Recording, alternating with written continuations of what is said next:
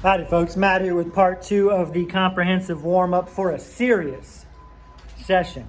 Serious doesn't mean you're a super advanced weightlifter. If you are advanced at training, then you do need to follow all of the components of a comprehensive warm-up, but everyone can benefit from this. So if you remember in part 1, which you already watched, the first segment is 5 to 10 minutes of cardio. I'm here on an air bike, and this is a simple but effective full body aerobic endeavor that fits the bill just fine for a low intensity, body temperature elevating, mind prepping. Put you down here, let's see if this works. Sweet. Now I could just go brain dead on this bike, but I do want to get as much out of anything as possible. So let me just run you through what I would think about on this bike. And I'll keep it to 5 minutes instead of, I said 5 to 10 minutes on segment A on cardio, but I'll keep it to 5. So, on a bike, we've all seen different types of cardio bikes in the gym. If you're on a bike that has arms and leg components to it, then I start with my core. I think about the belly button twisting. I think about the scapulas protracting and retracting. Drop this.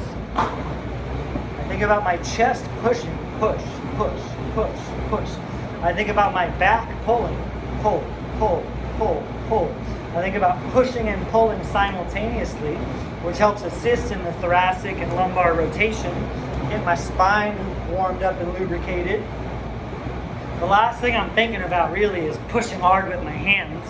I'm not trying to wear out my arms, I'm trying to get a full body core warm up in. So I'm thinking protract and retract the scapulas, twist the obliques and serratus, twist the belly button. And yeah, I'm actually adding in more movement than I would if I wanted to simply bike efficiently. I'm not necessarily trying to bike efficiently right now.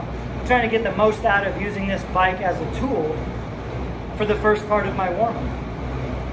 And now as far as my legs go, it's typical to just think about pushing down, overloading your quadriceps on a bike, but I actually think about flexing my calves at the bottom and then wrapping the wheel around, pulling the wheel up with my hamstrings.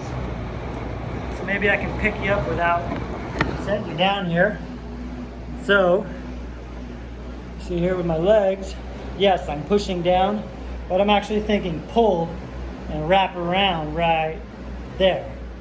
Pull, pull, pull. So I'm thinking hamstrings and calves, because it's very easy to use your quadriceps on the bike. It takes a little bit more deliberate thinking and activation of other muscles to think about using those hammies and calves. So twisting, twisting, twisting. Now I've only been on here for 3 minutes, but keep this video rolling along. So the next section, as you recall, because you watched the synopsis of the warm-up, is to mobilize. And you see we're going from cardio for 5 to 10 minutes, which I just did 3 for demo purposes, to mobilization. It could be foam rolling, yoga, bands, dynamic stretching. It could be a lot of different things. And so what I would typically go to next is the foam roller. I got some foam rollers over here. I'm gonna grab this one. No, I'm gonna actually grab the PVC roller and the peanut. And today, let me just fill you in. Today I'm gonna be doing some high intensity cluster training. And so I'm gonna be doing some overhead presses. And when I'm doing overhead presses with a barbell, it benefits me greatly to use a foam roller, or a peanut in this case, on my lats. My lats, a little bit of serratus, and the posterior delts to some degree, but mostly the lats, because my lats are chronically tight from all the pull-ups I do, from all the rowing I do, from all the paddling I do on the water, and that kind of restricts my overhead movement. When your lats are tight, it's hard to get your arms above your head. So anytime I plan on doing anything in a workout with overhead component to it, I make sure and roll the lats out real quick. I'm not going to spend a ton of time. I don't want my lats to be hyper lax. I just spend a minute or two really finding where my muscles talk to me and where I need to put my marbles. Get the other side now. And now, look, check this out. I just did my left side. Oh yeah, I don't know if you can see this. My left arm, if I were pointing down, is going up a few inches further. Makes a big difference right away. And you know, foam rolling I consider not to be a solution to lack of mobility or flexibility. It's simply a tool to help you stay safer in that workout right then and there. No, foam rolling is not going to fix all of your asymmetries and imbalances and chronic tightnesses, but it will help keep you safer right there in the workout you're about to do by helping to improve your range of motion. So when you're doing a lift, you're not like trying to jam a square through a circle. All right, that's what it's like if you're trying to force your body to do something and it doesn't have the requisite range of motion for it. It's like trying to shove the wrong shape into the wrong hole. And we learned how to do that correctly in pre-K, how to match shapes and sizes. Again, lats are one of my go-to with any overhead movement. I will be doing barbell presses, so this is super crucial for me. All right, now I'm also going to be doing some squats today. Now for me, it depends on what the day is, but I can certainly benefit from loosening my hips up a little bit. My psoas muscles get a little bit, or they get a lot of bit tight from everything I do. And sometimes it's uncomfortable to squat deep, feels like my hips kind of bind up. So I'm peanutting the psoas. Now, again, this is relative to what you need. If you don't really feel any major restrictions and you still want to use the foam roller, you can kind of brush over what just big bang for your buck areas, your back, your chest, your quads, maybe your calves. But this is going to help me with squats. And foam rolling my lats is going to help me with overhead press.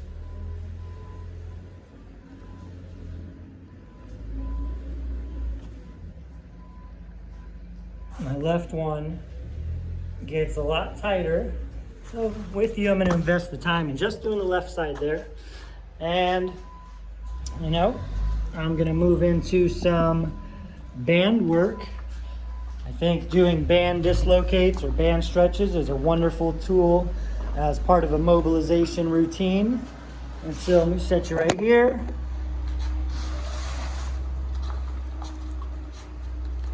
I'm going to start with some good morning dislocates. So hinging, stretching the hamstrings, posterior. I know this is a weird angle, all the way back over. This is really a full body stretch, but I'm doing a hip hinge variation to lengthen and load the hamstrings because I will be doing some squats today.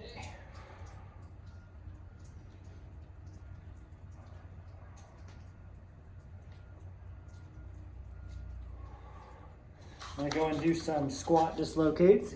Deep squat. Now I'm stretching the soleus, calves, ankles. A lot of ankle flexion here. I like to stand up after each rep. Keep it sideways so you can see me a little better.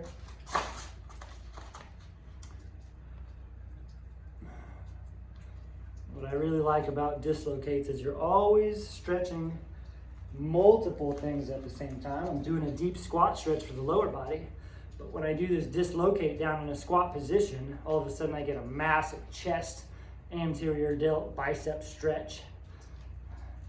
All right, let's do one more dislocate variation.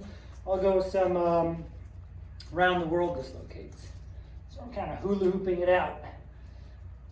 Very dynamic stretch. Big breath in and around. I've made band dislocate videos, so be sure to check that out for more ideas on what might serve you best based on what your workout is.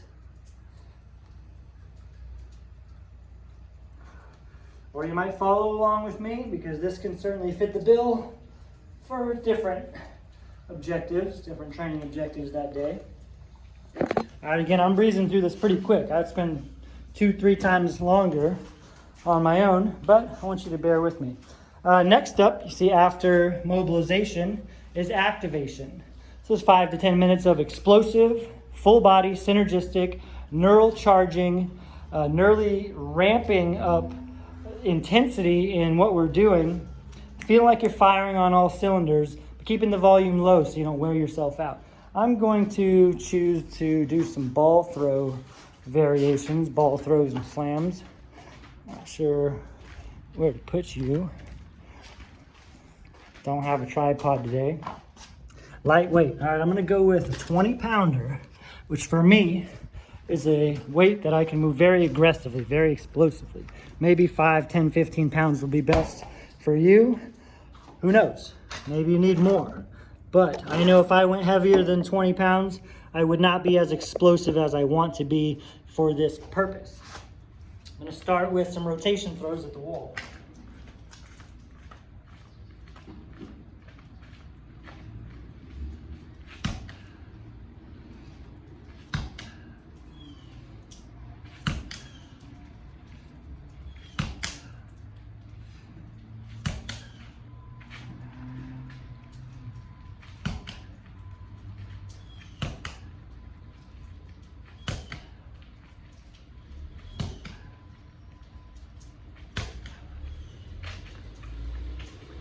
Next, I'm going to go into some ball slams for 5 reps.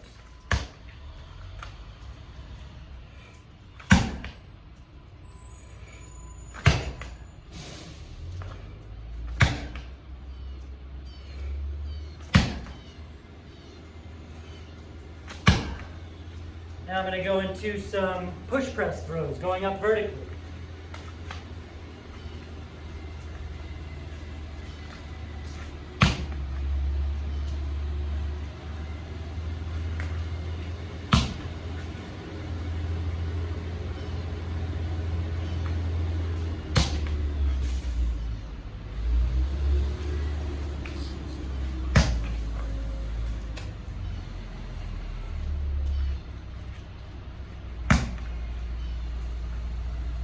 See me over here? I'm going to go into some reverse throws out the wall now. Load the posterior, work on the hip hinge, hip generated power.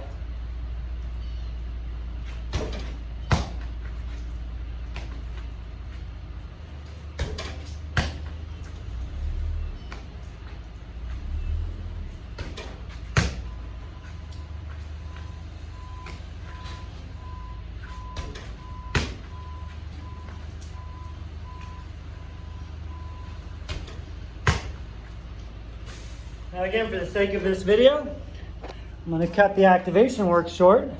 And I just did 4 different types of slam ball variations, 4 different types of full body movement patterns that really were conducive to my workout. Firing up the hips, hip extension for squats, overhead, explosive pressing with the push press throws, 'cause I'm doing overhead barbell work today. I like to do twisting. Anything transverse is great. Loosens the spine up, gets your obliques, internal and external obliques, lower back fired up, hips fired up, and ball slams, simple, aggressive, very neural, and very easy for anyone to get into. That's kind of like a standard. Like if you're gonna do some slam ball work, then slam it sometime or other. So that is it for part 2 of the comprehensive video series. And we covered the cardio on the bike, mobilization on the foam roller and band dislocates, and then some activation work with the slam ball. Those, I'm cutting this one here because I consider all that part 1 of the warm-up. The second part is more specific to the workout, and I'll show you right here in a sec.